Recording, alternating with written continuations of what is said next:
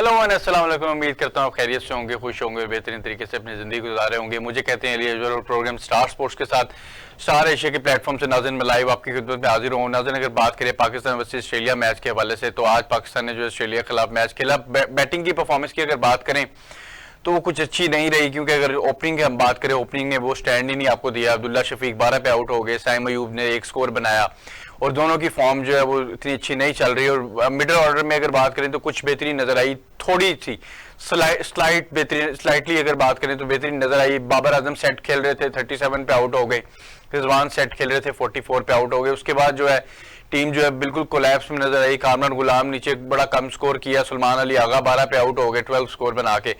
और इसके अलावा अगर आगे हम चलें तो नसीम शाह ने कुछ बेहतर इनिंग्स खेली, 40 रन बनाए उन्होंने 39 गेंदों में।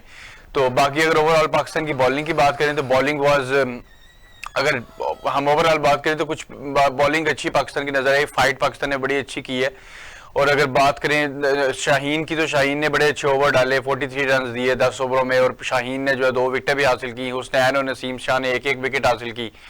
और इसी तरफ सो ऑन जो है पाकिस्तान की बॉलिंग की परफॉर्मेंस जो है कदरे बेहतर रही और अच्छा फाइट किया पाकिस्तान ने। और आगे अगर हम चलें तो आज प्लेयर्स की परफॉर्मेंस पे भी बात करेंगे। और प्लेयर्स की परफॉर्मेंस के साथ साथ जो है हम जो है टीम के जो बॉलर्स जिन्होंने ज़बरदस्त बॉलिंग की है उसके ऊपर भी बात करेंगे और फील्डिंग के हवाले से भी बात करेंगे। हमारे साथ वकार हुसैन साहब मौजूद हैं, सीनियर तज्जियाकार हैं, सीनियर स्पोर्ट्स जर्नलिस्ट हैं। इनको वेलकम करते हैं शो में। Sir, very warm welcome in the show.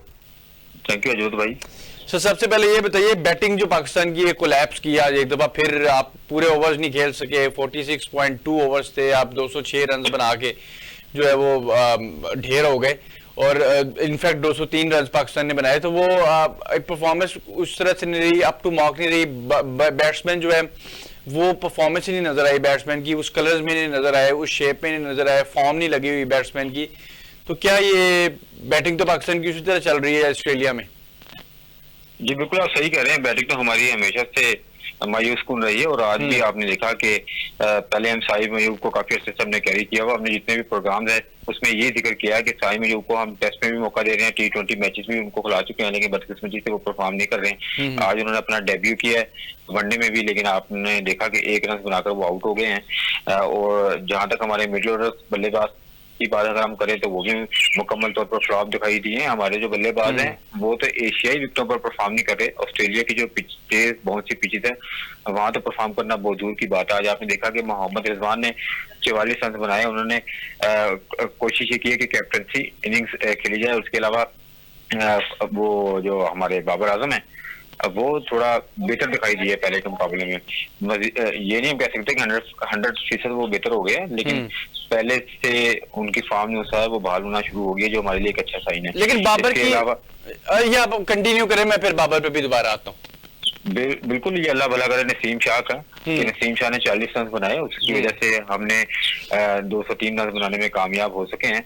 और इसके अलावा आपने देखा कि सलमान अली आगा भी मुकम्मल तौर पर नाकाम हो गए। ओवरऑल हम देखें तो हमारे जो बैटर्स हैं उनकी जो परफॉर्मेंस है वो बड़ी मायूस कुन रही है। और इसके अलावा जो हमारे बॉलर्स हैं वो जो हम जिक्र कर रहे थे कि हारिस रऊफ और इसके अलावा जो मोहम्मद हुसैन है वो ऑस्ट्रेलिया की विकेटों पर अच्छा परफॉर्म करेंगे। इसके सबसे बड़ा रीजन ये है कि ये दोनों बिग बैश लीग खेल चुके हैं। और आपने देखा कि जो हारिस रऊफ है ये बिग बैश लीग की वजह से ही हमारी पाकिस्तान टीम में आया, क्योंकि ये सिडनी सेंटर की तरफ से खेलते रहे हैं। और आकिब जावेद जिनसे हमारे पाकिस्तान क्रिकेट टीम की सिलेक्शन कमेटी के जो रुकन है उन्होंने इसके ऊपर काफी मेहनत की है। और वहां से उन्होंने लाहौर कंदस की टीम में हारिस रऊफ को कैरी किया। तो फिर आपने देखा कि बाद में वो उसने पाकिस्तान के मैचेस भी खेले हैं। अच्छा, शाहीन ने भी आज बड़ी जबरदस्त बॉलिंग की है। 10 ओवर में जो है सिर्फ 43 रन जो है शाहीन ने दिए और 2 विकेटें भी हासिल की। आज पुराने शाहीन के जो ग्लिम्स जो है वो नजर आए आज।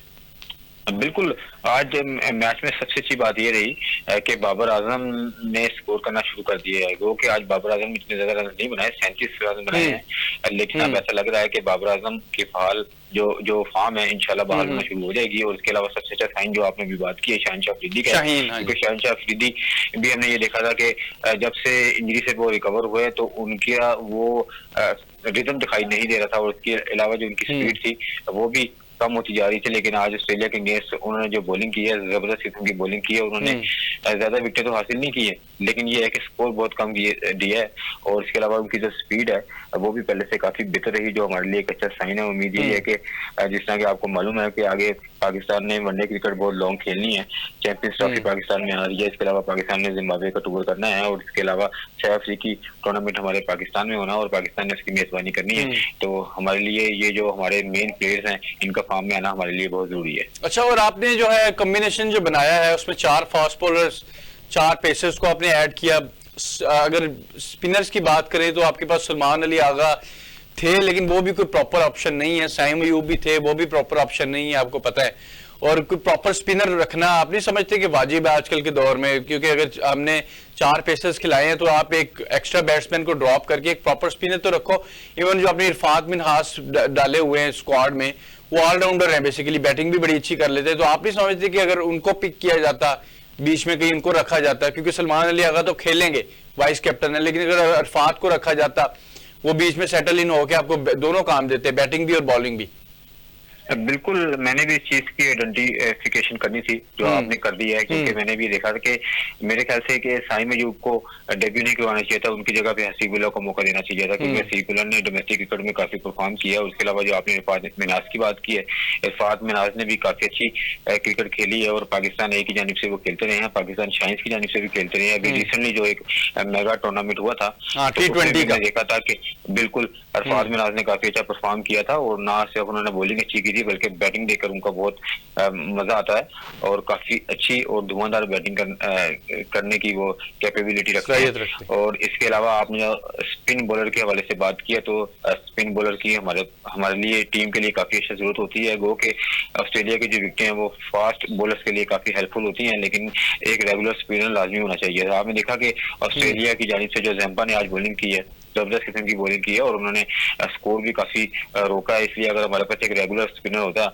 तो मे भी रिजल्ट थोड़ा बहुत डिफरेंट हो सकता था। बहरहाल ये तो अब हिकमत अमली बनाने वालों को बाखूबी अंदाजा हो जाना चाहिए था। और इसके अलावा आपको मालूम ही है कि मोहम्मद रिजवान है, तो उनको भी चाहिए था कि वो इस हवाले से डिमांड करते और सिलेक्शन कमेटी को कहते कि कोई रेगुलर स्पिनर भी पाकिस्तान टीम में प्रोवाइड किया जाता, ताकि अगर 4 फास्ट बॉलर होते और एक रेगुलर स्पिनर होता तो उससे टीम की जो बॉलिंग का कॉम्बिनेशन है वो मेरा ख्याल है काफी बेहतर होता। अच्छा, आपको नहीं लगता कि पाकिस्तान ने आज बैटिंग बड़ी स्लो की है, बड़ा स्लो खेला है पाकिस्तान? एक खोल में नजर आए हैं, जिस तरह खोल में कैद होते हैं, शेल में कैद होते हैं, और उन्होंने ज्यादा डिफेंड करने की कोशिश की है रादर देन के हिटिंग पे जाएं। बिल्कुल, आपने बिल्कुल सही कहा, उन्होंने डिफेंड करने की ही कोशिश की है, क्योंकि ऑस्ट्रेलिया में हमने ये देखा कि जो हमारे बैटर्स हैं वो बिल्कुल भी परफॉर्म नहीं कर पाते, और आज भी यही हुआ। उन्होंने ये एक कोशिश की है कि किसी न किसी तरह से जो एंड है उसको रोका जा सके और ज्यादा से ज्यादा स्कोर बनाए जा सके, यानी कि सिंगल और डबल का सारा लिया जा सके। और क्योंकि ग्राउंड काफी बड़ी है, तो मेलबर्न के लिए बिल्कुल मेलबर्न की ग्राउंड काफी बड़ी है, और इसके लिए एक टेक्निक की जरूरत होती है, और इसके अलावा जोरदार शॉट्स की जरूरत होती है। तो किसी भी हमारे जो बैटर्स हैं उसने कोई ऐसी हिट लगाने की कोशिश नहीं की। ये तो मैंने आपको पहले बताया कि अल्लाह भला करे नसीम शाह करके उन्होंने जबरदस्त किस्म की बैटिंग की, और इसके अलावा इरफान खान ने भी उनका काफी साथ दिया, और मोहम्मद रिजवान ने बैटिंग किया। अगर ओवरऑल अगर हम बैटर्स को देखें तो वो बुरी तरह से नाकाम हो गए। अब्दुल्ला शफीक को चाहिए था कि वो थोड़ा पिच पर स्टे करते और अपने आप को प्रूव करने की कोशिश करते, लेकिन आपको पता है कि 2 रोज पहले अब्दुल्ला शफीक भी बुखार में मुब्तला हो गए थे, लेकिन उसके बाद उन्होंने एक दिन का उनको रेस्ट दिया और प्रैक्टिस सेशंस भी उनको नहीं करवाया था। तो उसके बाद उन्होंने जब उनकी तबीयत थोड़ी बेहतर हुई तो उन्होंने उनको टीम में निकाल लिया। ओवरऑल अगर बात करें अब्दुल्ला शफीक की बात कर लेते हैं। अब्दुल्ला शफीक जो है आपको पता है टेस्ट मैचेस खेल रहे थे अभी रिसेंटली इंग्लैंड की सीरीज में, तो उनकी फॉर्म जो है थोड़ी सी बैड पैच उन पे नजर आया कि एक बैड पैच में है, एक बुरी फॉर्म लगी हुई है। 1 सेंचुरी उन्होंने वैसे स्कोर की थी, लेकिन उसके बाद कोई खास परफॉर्मेंस नहीं दी, और अब्दुल्ला शफीक उस तरीके से परफॉर्मेंस नहीं दे पा रहे। थोड़ा बैड पैच, एक रफ पैच उन पे आया हुआ है। तो ओडीआई में भी बेसिकली इसी तरह के कलर्स अब्दुल्ला ने दिखाए। जो है अब्दुल्ला उस लेवल की क्रिकेट नहीं खेल सके पहले मैच में, और जहां पाकिस्तान को जरूरत थी कि ओपनर जो एक अच्छा स्टार्ट देते, अब्दुल्ला शफीक तो तजर्बा क्या रहे हैं, साइम अयूब नए हैं। तो आप नहीं समझते कि अब्दुल्ला शफीक को अब अगर अगले एक आधे मैच में परफॉर्म नहीं करते तो मे भी हसीबुल्लाह को मौका दिया जाए या किसी और को चांस दिया जाए? बिल्कुल आपने सही कहा कि जब 50 ओवर्स का वर्ल्ड कप हुआ था भारत में, तो हमने ये देखा था कि अब्दुल्ला शफीक ने वहां परफॉर्म किया था। उसके बाद जैसे ही दूसरे टूर्नामेंट शुरू हुए या कि हमारी होम सीरीज हो, इसके अलावा टेस्ट सीरीज हो, वहां पर अब्दुल्ला शफीक ने परफॉर्म नहीं किया, सिर्फ एक सेंचुरी स्कोर किया। आपने बिल्कुल सही आइडेंटिफाई किया। लेकिन हसीबुल्लाह को हम साथ लेकर गए हुए हैं, और साइम अयूब की मैंने इस हवाले से बात की है कि क्योंकि काफी अर्से बाद, 1 साल बाद हम वनडे मैच खेल रहे हैं, और 1 साल से तकरीबन हमने देखा कि साइम अयूब ने हमारी टेस्ट स्क्वाड टीम का भी हिस्सा थे, और इसके अलावा वो T20 टीम का भी हिस्सा थे, और हमने उनकी बैटिंग भी देखी है, और इसके अलावा उनकी परफॉर्मेंस भी देखी है, लेकिन परफॉर्मेंस में वो जान नजर नहीं आ रही थी। तो उस हवाले से मैंने ये कहा कि अगर डेब्यू करवाना था तो हसीबुल्लाह को भी मौका दिया जा सकता था। अब हमारे जो कप्तान है मोहम्मद रिजवान, उनके पास अब 2 चॉइस रह जाती हैं। ये तो वो ये भी सोच सकते हैं कि अब्दुल्ला शफीक जो हैं वो परफॉर्म नहीं कर रहे, और इसके अलावा वो ये भी सोच सकते हैं कि साइम अयूब ने भी आज स्कोर नहीं किया। मुझे लगता है कि ओपनिंग में तब्दीली की जाएगी, या अब्दुल्ला शफीक को तब्दील किया जाएगा या साइम अयूब को तब्दील किया जाएगा। लेकिन मुझे लग रहा है, मुझे ऐसा लगता है कि साइम अयूब को रेस्ट दिया जाएगा, और हसीबुल्लाह को अब्दुल्ला शफीक के साथ। क्योंकि अगर ओवरऑल देखा जाए तो साइम अयूब जो है, आपको पता है उनकी परफॉर्मेंस T20 में भी उस तरह नहीं आई। उनको बड़े 20-25 मैच दिए गए, वर्ल्ड कप भी दिया गया उनको। Saim Ayub was not that up to the mark. और अगर आगे चलें आपकी टेस्ट मैचेस के हवाले से, उसमें भी परफॉर्मेंस हॉट एंड कोल्ड रही, और इतनी कोई अच्छी परफॉर्मेंस नहीं रही। अब अगर ODI में पहला मैच डेब्यू किया, टैलेंटेड प्लेयर है, लेकिन जो है उन्होंने सिर्फ एक स्कोर बनाया और पवेलियन लौट गए। तो ये बेसिकली परफॉर्मेंस जो है साइम अयूब की तो अच्छी नहीं है। तो अब मोस्ट प्रोबेबली एक ओपनर तो अब चेंज होगा ही पाकिस्तान का। बिल्कुल आपने सही कहा, नो लुक शॉट की वजह से उनको हमने टीम में एंटर किया था, ऐसी बात थी ना। लेकिन नो लुक तो बहुत दूर की बात है, अब उनसे लुक शॉट भी नहीं खेली जा रही। तो जो काफी हैरान कुन और काफी परेशान कुन है। जाहिर बात है कि जो हमारे कप्तान मोहम्मद रिजवान है, उनके लिए भी ये चीजें जो सी है वो काफी मायूस कुन होंगी। तो मेरा ख्याल है कि अब जो मोहम्मद रिजवान है वो ओपनिंग में तब्दीली करेंगे और हसीबुल्लाह को मौका देंगे, क्योंकि पाकिस्तान के साथ, पाकिस्तान ऑस्ट्रेलिया के दरमियान 3 वनडे मैचेस की सीरीज है। तो अभी 2 मैचेस रह गए हैं, तो मेरा ख्याल है कि वो तजुर्बा करेंगे और टीम में कुछ ना कुछ तब्दीली करने की कोशिश करेंगे। क्योंकि होम सीरीज है तो चांस तो ज्यादा ऑस्ट्रेलिया का ही है कि ऑस्ट्रेलिया सीरीज जीतेगा। बिल्कुल ऐसे ही है। अभी तक पाकिस्तान और ऑस्ट्रेलिया के दरमियान 108 मैचेस हो चुके हैं, जिसमें से 37 मैचेस पाकिस्तान ने जीते हैं। और उस दिन मैं इस हवाले से रिसर्च कर रहा था, तो मैं ये देख रहा था कि पाकिस्तान ऑस्ट्रेलिया के दरमियान सिर्फ ऑस्ट्रेलिया में 56 मैचेस खेले जा चुके हैं, जिसमें 17 में पाकिस्तान को कामयाबी मिली थी। और बाकी आप ये देख लें कि ऑस्ट्रेलिया कितना मजबूत है। और ये नहीं पाकिस्तान की टीम, बल्कि दुनिया भर की जो टीमें होती हैं वो जब ऑस्ट्रेलिया का टूर करती हैं तो वो काफी घबराती हैं, परेशान होती हैं। और जो बॉलर्स होते हैं और इसके अलावा जो बैटर्स होते हैं वो कोशिश ये करते हैं कि किस न किस तरह से ये स्किप हो जाए और ये टूर ना करना पड़े, क्योंकि आपको पता है कि वहाँ काफी मुश्किलात का सामना करना पड़ता है। क्योंकि जो ऑस्ट्रेलिया की जो टीम है वो अपनी होम कंडीशंस का भरपूर अंदाज से फायदा उठाती है। तो आप देख लें कि ये काफी जो मुश्किल तरीन टूर होता है जब ऑस्ट्रेलिया की कोई भी टीम टूर करती है। बाकी पाकिस्तान ने आज, जो आपको पता है, आज ऑस्ट्रेलिया दो विकेटों से मैच जीती है। 204 स्कोर बनाना था ऑस्ट्रेलिया ने, और आपको पता है क्लोज मैच गया। और उसमें जो है पाकिस्तान ने बॉलिंग बड़ी शानदार की, बॉलिंग अच्छी की, लेकिन अगर इन टर्म्स ऑफ बैटिंग की बात करें तो वो फ्लॉप हुई। तो आप स्टिल समझते हैं कि पाकिस्तान ने, बेशक पाकिस्तान ने मैच हारा है, लेकिन टफ टाइम दिया है पाकिस्तान ने ऑस्ट्रेलिया को, कम स्कोर पे भी फाइट हुई है पूरी मैच में। बिल्कुल, ये आपने सही कहा। और हमारे पाकिस्तान क्रिकेट बोर्ड के चेयरमैन है मोहसिन नकवी, उन्होंने प्रेस कॉन्फ्रेंस करते हुए ये कहा था कि हार जीत खेल का हिस्सा होता है, और उनकी जानिब से टीम को ये कह दिया गया अगर खुदा ना खास्ता अगर हार भी जाते हैं, लेकिन तो बात कुछ नहीं है, ऐसा होना चाहिए कि लड़के हारना चाहिए। तो जिस तरह कि मैं अभी प्रोग्राम के आगाज में आपसे बात कर रहा था कि हारिस रऊफ का तजुर्बा है ऑस्ट्रेलिया में खेलने का। आपने देखा कि मैच हारिस रऊफ ने बनाया। अगर हारिस रऊफ वहाँ अर्ली 2 विकेट हासिल ना करते तो मैच ऑस्ट्रेलिया पहले ही खत्म कर देता, क्योंकि हारिस रऊफ के पास तजुर्बा है, बिग बैश लीग वहाँ खेल चुके हैं। और इसके अलावा मोहम्मद हसनैन जो हैं उन्होंने कम क्रिकेट खेली है ऑस्ट्रेलिया में, लेकिन वो भी बिग बैश लीग खेल चुके हैं। तो और बाकी जो हमारे जो प्लेयर्स हैं वो तकरीबन नए हैं। आपने देखा कि साइम अयूब ने भी डेब्यू किया, और मेरा ख्याल जो शफीक है, अब्दुल्ला शफीक भी पहली दफा ऑस्ट्रेलिया गए हैं, और कामरान गुलाम भी आपके सामने ही है, और इरफान खान को आप ले लें। इसके अलावा काफी प्लेयर हमारे ऐसे हैं जो बिल्कुल न्यू हैं, और ऑस्ट्रेलिया जैसे टूर के लिए तो तमाम टीमें तजर्बेकार खिलाड़ियों को जो है वो टीम में शामिल करने की कोशिश करती है। बहरहाल ओवरऑल हम देखें तो आज मैच अच्छा हुआ है और पाकिस्तान टीम की ग्रिप जो सी है वो उस पर काफी हावी रही है, लेकिन आपको पता है कि स्कोर बहुत कम था हमारा, 203 स्कोर था। अगर हमारे बैटर वहां परफॉर्म कर जाते कम से कम 50 से 60 स्कोर ज्यादा बना लेते तो ये मैच हम आसानी से जीत सकते। इवन शायद अगर पाकिस्तान पूरे ओवर भी खेल जाता, पाकिस्तान 46.4 ओवरों में आउट हो गया, अगर पाकिस्तान पूरे 50 ओवर भी खेल जाता तो शायद आप मैच जीत जाते। बिल्कुल, अगर 50 ओवर पाकिस्तान खेल जाता तो मेरा ख्याल है कि तकरीबन कोई 50 to 60 रन ज्यादा बन जाते, जो हमारे लिए काफी हेल्पफुल होने थे। बहरहाल अब जो हो गया है, हार जीत होती है वो खेल का हिस्सा होता। अब हमारे जो कप्तान है, इसके अलावा जो हमारे कोच हैं, तो उनको आज इस तमाम चीजों से हिकमत अमली को अपनी तब्दील करना होगा और अगले 2 मैचेस हमारे लिए बहुत जरूरी हैं। अगर हम अगले 2 मैचेस जीतेंगे तो हम ऑस्ट्रेलिया को शिकस्त देने में कामयाब होंगे। और आपको पता है कि पाकिस्तान के जो साबिक मायनाज ऑलराउंडर है वसीम अकरम, उन्होंने क्या कहा था? उन्होंने ये कहा था कि जो ये टूर होता है ऑस्ट्रेलिया का, ये बहुत मुश्किल होता है। अगर पाकिस्तान की टीम ऑस्ट्रेलिया को एक मैच भी हरा देती है तो वो ये समझेंगे कि ये बहुत बड़ी कामयाबी है। तो उन्होंने तमाम चीजों को मद्देनजर रखते हुए इतनी बड़ी बात की थी ना।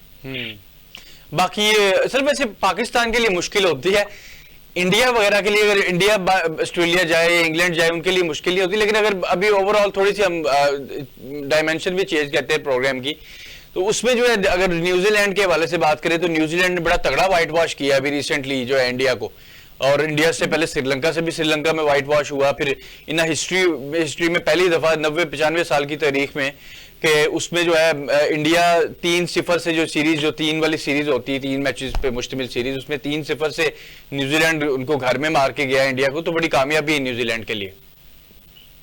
बिल्कुल, आपने सही कहा कि न्यूजीलैंड के लिए एक बहुत बड़ी कामयाबी है, क्योंकि इंडिया की होम सीरीज थी।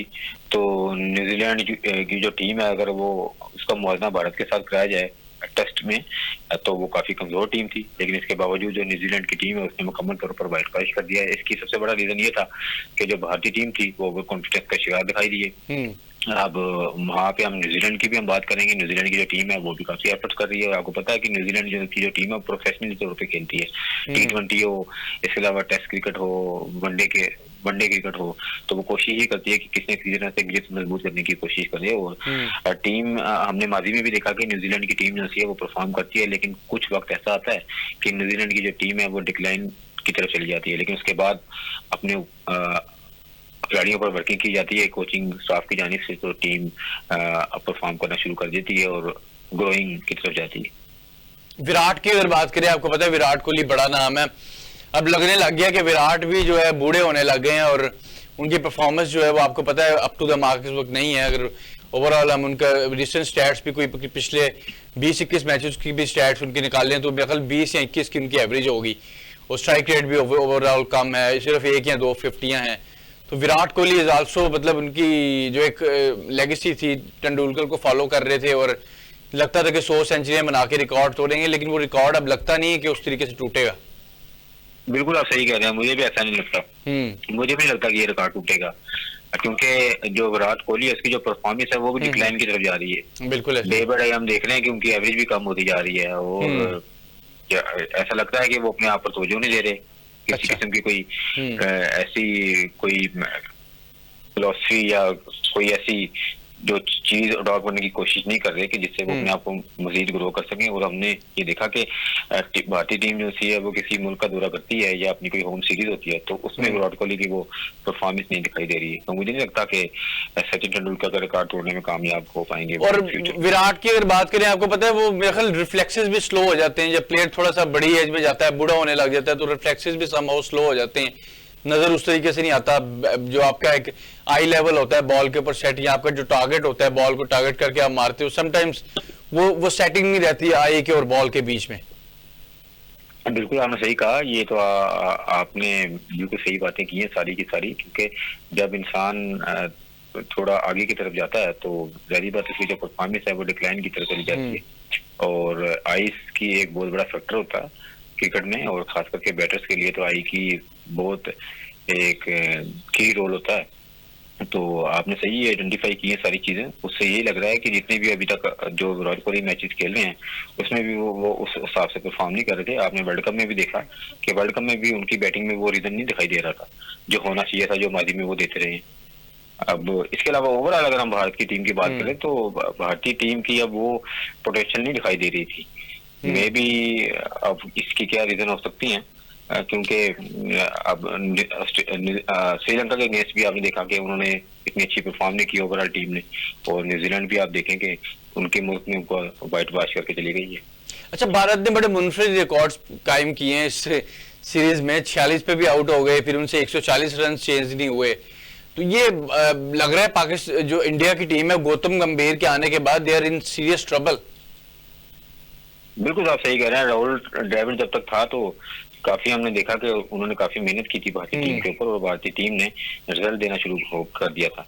अब गौतम गंभीर जब से आए हैं तो टीम की जो परफॉर्मेंस है वो डिक्लाइन की तरफ चली गई है, और उस हिसाब से भारत की जो टीम है वो परफॉर्म नहीं कर रही है। क्योंकि इसकी सबसे बड़ी वजह यही थी जो आपने बता दी है कि गौतम गंभीर के अब कोच हैं वही उनको तैयार करने की कोशिश कर रहे हैं, वही तमाम तर अपने जो तजुर्बात हैं उनसे शेयर कर रहे हैं।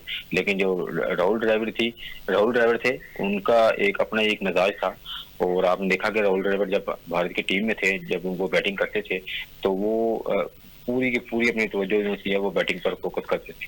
लेकिन जब वो भारत के कोच बने तो तमाम तरह तवज्जो उन्होंने टीम के ऊपर देना शुरू कर दी है। तो बड़ी हार्ड वर्किंग करवाई है उन्होंने, और खुद भी हार्ड वर्कर थे वो, और बड़ी मेहनत करवाई है उन्होंने भारत की टीम को उनको उठाने के लिए। लेकिन अब जैसे ही वो छोड़ के गए और कोचेस में तब्दीली आई है और गौतम गंभीर बने, तो वो टीम का रिजल्ट वो नहीं है जो पहले था।